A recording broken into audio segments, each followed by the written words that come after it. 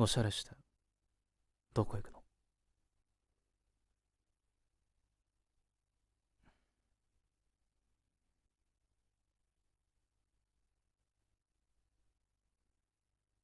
なんで黙ってんだ？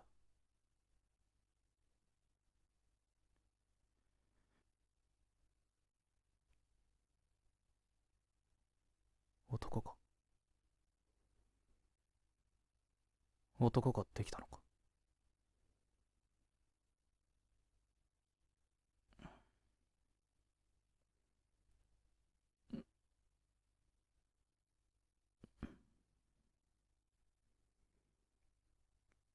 そうか。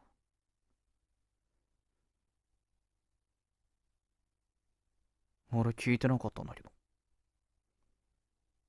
いつからいつから付き合ってんの？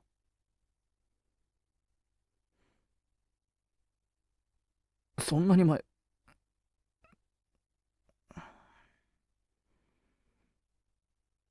お兄ちゃん、その話聞いてなかったんだけど。普通はそういうの兄ちゃんにも相談するもんじゃないの？だ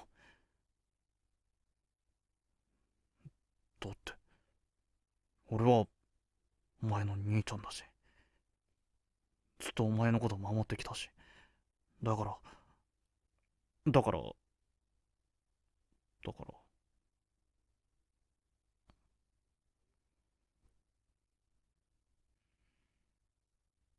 別に彼氏作るなって言ってるわけじゃねえよ。だけど、その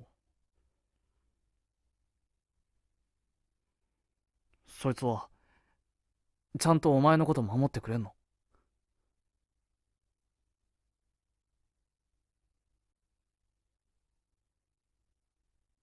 うん。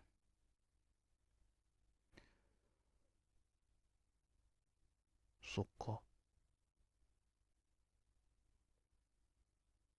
まあ、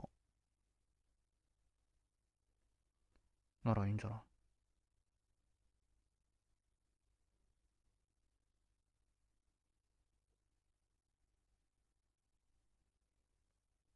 今度合わせろよ。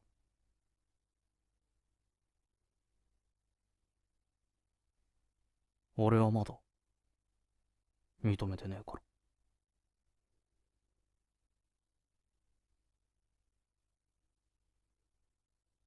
うん。いってらっしゃい。早く帰ってこいよ。うん。